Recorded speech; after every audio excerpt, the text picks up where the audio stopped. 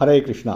தெய்வ திரு ஆச பக்திவேதாந்த சுவாமி ஸ்ரீல பிரபுபாதர் விரிவான பொருளுரைகளுடன் அழிய ஸ்ரீமத் பாகவதம் காண்டம் 3 பகுதி 1 பராமரிப்பு அத்தியாயம் 9 பிரம்மதேவரின் பிரார்த்தனைகள் பதம் 3 நாத பரமயத் பகவத ஸ்வரூபம் ஆனந்த மாத்திரம் அவிகல்பம் அவித்தவர்ச்ச பஷ்யாமி விஸ்வஸ்ருஜம் ஏகம் அவிஸ்வம் ஆத்மன் பூதேந்திரியாத் மகமதஸ்த உபாஸ்ரிதோஸ்மி. மொழிபெயர்ப்பு. ஓ பகவானே, நீர் இப்பொழுதிருக்கின்ற சச்சிதானந்த வடிவத்தை காட்டிலும் ஓர் உயர்ந்த வடிவினை நான் கண்டதே இல்லை. ஆன்மீக வானில் இருக்கும் உமது அருவ பிரம்ம ஜோதிக்கு எப்பொழுதேனும் ஏற்படுகின்ற மாற்றமோ அல்லது அகச்சக்தியினால் ஏற்படும் அழிவோ இல்லை. நான் உம்மை சரணடைகிறேன். ஏனெனில் நான் எனது ஜடவுடல் மற்றும் புலன்களினால் வீண் கர்வம் கொண்டிருக்க, மேலாண்மைக்குரிய தாங்களோ பிரபஞ்ச தோற்றத்திற்கு காரணமாயிருந்தும் விக்ஷய சம்பந்தம் ஏதும் இல்லாதவராக விளங்குகிறீர். பொருளுரை. பகவத்கீதையில் பக்தியா மாம் அபிஞானாதி யாவான் யஷ் சாஸ்மி தத்வத முழுமுதற் கடவுளை பகுதியளவே அறிந்து கொள்ள முடியும். அதுவும் கூட பகவானுக்கு செய்யும் பக்தியினாலேயே ஆகும். பிரம்மதேவர் பரமபுருஷ பகவானான கிருஷ்ணருக்கு பற்பல சச்சிதானந்த வடிவங்கள் உண்டு என்பதை நன்கறிவார்.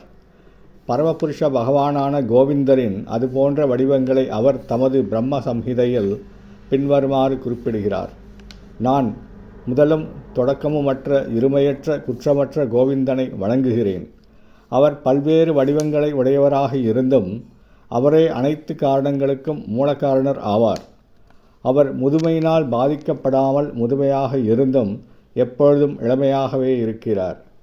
அவர் வயதினால் பாதிக்கப்படுவதே இல்லை.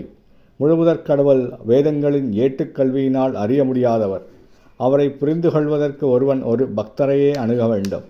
பகவானை உள்ளபடி அறிவதற்குள்ள ஒரே வழி அவருக்கு செய்யும் பக்தி தொண்டே ஆகும். அல்லது பகவானை எப்பொழுதும் தன் உள்ளத்தில் சிறைப்படுத்தி வைத்திருக்கும் தூய பக்தனை அணுகுவதன் மூலமும் அறிந்து கொள்ளலாம்.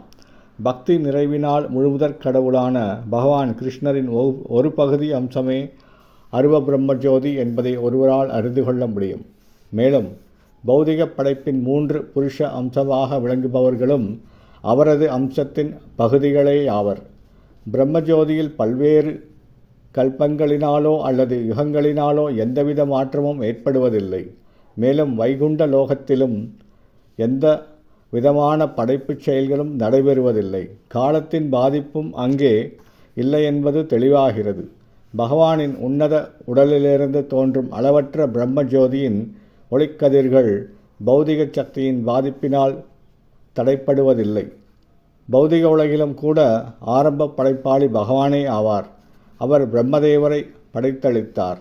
பிரம்மதேவர் பகவானால் அதிகாரமளிக்கப்பட்ட நாளைய படைப்பாளி ஆவார். ஹரே கிருஷ்ணா.